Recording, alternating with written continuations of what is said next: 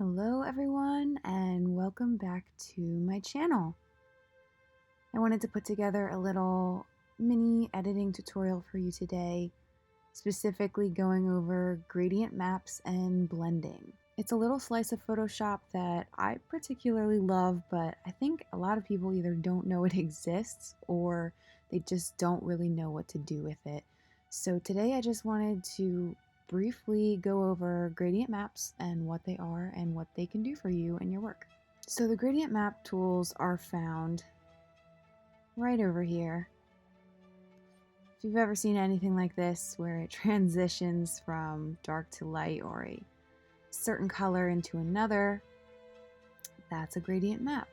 So what gradient maps are, basically in the simplest terms I can put them, it's a span of color, one color on the darker end reaching your shadows, and one color on the lighter end reaching your highlights. Now you can have a gradient map that has a lot of different colors in between, but essentially it's colors affecting your shadows and colors affecting your highlights.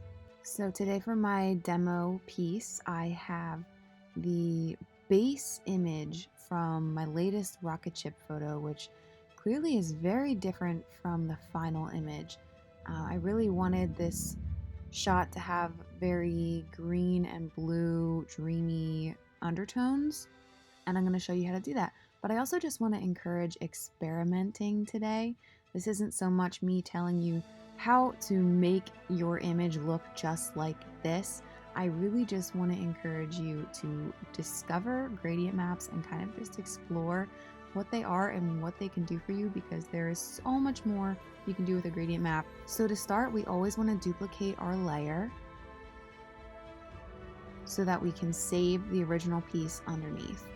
And then on top of our second copy, we're gonna start playing with gradient maps. So you can go to this little half and half circle, hold down till you see the gradient maps, and it's probably gonna give you something immediately, but it's also gonna give you this little color bar that's gonna give you the option to check out some different settings. Now, the gradient editor already has a whole bunch of pre-made, look how crazy these are, a whole bunch of pre-made gradient maps for you to play around with and experiment on. But you can also make your own gradient map, which I will touch on later. Right now, I just want to explore these.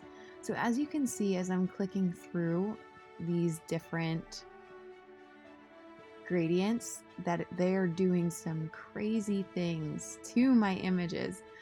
And obviously I can't use them like this, which is where the blending options come in. So we're just gonna pick one that kind of sparks my interest. Let's play with this one. This one's kind of crazy. We're gonna just pick this one here because it's kind of funky and fun. And I'm gonna click OK. And we're gonna go back to our layer. And now, okay, so what do we do with this? I want to show you what happens when we mess with the opacity on a gradient map. Our original image starts to come through, but it still has some funky effects on it. So obviously it doesn't have to be like this. You can mess with the opacity to really change the look, but here's where I want to show you the blending. So once you pick your gradient map, you can go to your blending options here, and these are going to all do extremely different things with your gradient map. So watch as I click through these different blending options.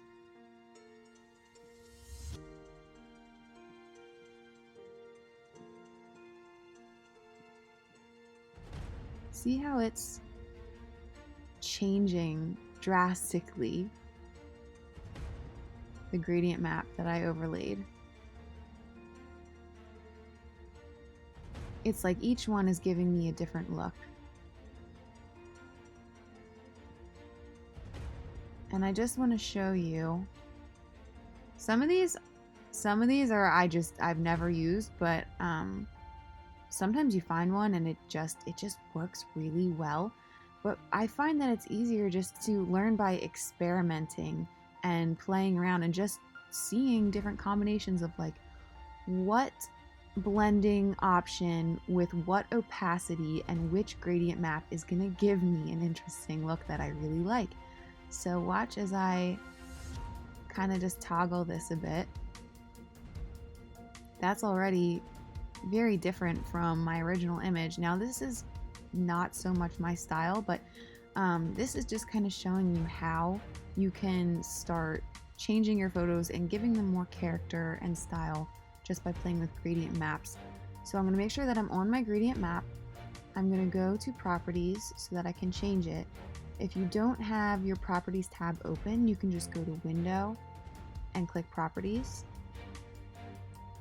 So now that we're in properties, we're going to go change our gradient map, and believe it or not, the original gradient map that I used to create this final image was this one. So I clicked OK.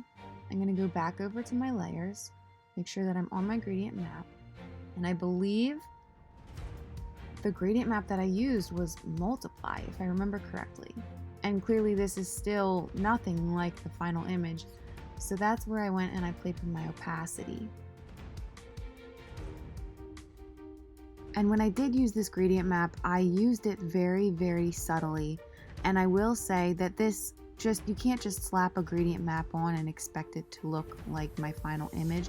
I will say I did do a lot of other things to this image, like overlaying clouds and adding a darker banding at the top, and I did adjust the colors a bit in my original image a little bit further, and I made them less yellow, which is gonna then affect my gradient map. But overall, I'm not teaching you right now how to edit this exact photo. I'm more so just wanting to teach you that gradient maps exist and that they can drastically change the toning and the vibe of your image just by playing. So we're not going to edit this photo any further. I just kind of wanted to show you the gradient map that I used. I wanted to dive into another photo today to kind of show you how you can also layer gradient maps. A gradient map isn't like an Instagram filter where you just slap it on and it just is what it is. You can do a lot of things to layer gradient maps and get multiple different looks. Add it specifically where you want the gradient map, take it away where you don't. So I'm pulling up this image that I shot of Drew this past winter, and we're gonna go ahead and duplicate our layer, add a gradient map, and let's see, what do we want to play with? What do I want to do? I think I want to play with this one. So we're going to click on it, hit OK. Let's go back to our layer. Let's see what it's doing as we click through. I'm going to change the opacity because it's never going to be that high. And let's just see what we like, see what it's doing to our photo. Ooh, I kind of like this because I like how it added some cyan tones to my highlights and some darker blues to my shadows. So I think we're going to stick with difference. And maybe change the opacity a little bit. This is what it did to our image. And I like what it did to my sky and my trees, but not really to the rest of the image. So I'm going to make sure I'm on my gradient maps. I'm going to go to my eraser. I'm going to change the opacity to about 50%. And I'm going to go ahead and erase the part where I don't really like the gradient map, which is more so over him and here. And see already how different that is? Watch. I was able to keep the gradient over the trees and the sky, but erase it over him and keep his natural tones. And I still feel like it's kind of a little bit too much over the trees, so I think I'm gonna take this down a little bit more and maybe just soft brush, click a little bit here and there. And we got that. Maybe even like a little bit more over him to kind of keep his skin tone. If you even wanted to get real crazy, you could layer another gradient map over this. So just for the heck of it, let's try and do that. Let's do gradient maps. Let's pull up, what the heck, let's use this one.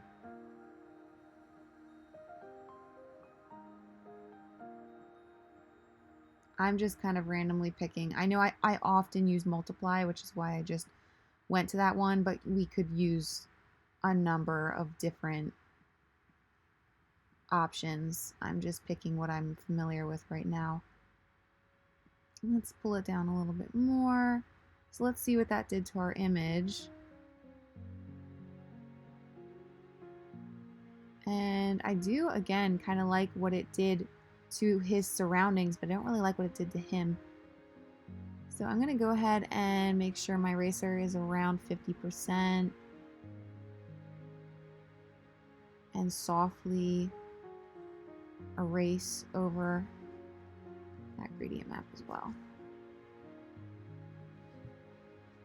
All right, and look what that one did. So let's take these gradient maps away and see what we did. This was our original image, then we added our first gradient map, we added a second gradient map, and honestly, you could keep going. Now, I don't really like to keep layering and layering gradient maps, but if that's your style, you can do that. Like, we could even add more turquoise to this sky with the more blue gradient map, or we could add warmer edges, or, you know, you could do whatever you want. It's really cool because there's so many different variables between your blending options, your opacity, and your gradients that you could just make this image look so many different ways. You know what, for the heck of it, we're gonna add one more gradient map to the top of this, just because I really want to show you how you can layer gradients. You know what, let's make our own. Let's make our own. So here, I'm gonna show you how to make your own. You can click on any of these and you can change the colors in them. So we're gonna do this two-toned one. And we're gonna change, I want the sky to be more turquoise cyan. So I'm gonna click on the highlight color. And let's make it this color. Click OK. And I think I want my low colors. I don't really want to add any color to my shadows, so I'm just gonna keep that black. So we just made our own gradient. Click OK. So this is our gradient that we just made. And I'm gonna keep it at normal, actually, normal blending. And see how as I change the opacity, and I only want it to affect the sky. So I like how it looks on the sky here, maybe a little bit more. But I don't like what it did to everything else. So we're gonna take our eraser and we're gonna actually do 100% for this one. And I'm gonna erase this new gradient that we just made. And I wanna be real careful that it doesn't go too far up into the trees. Now I feel like it did kind of go into the trees, so I'm going to take a big soft brush, change my opacity a bit, and just kind of click around in the trees. Alright, and that is our final image with 3 gradient maps on it. Let's see, this was our original, then we added our first gradient map, our second gradient map, and our final gradient map. And we completely changed the way this image looks.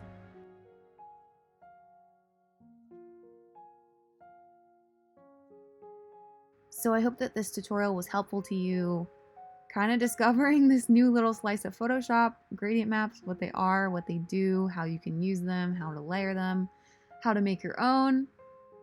And if you liked this video and felt like it was helpful or you learned something from it, it would be amazing if you could give it a like and subscribe to my channel. And I will see you in my next video.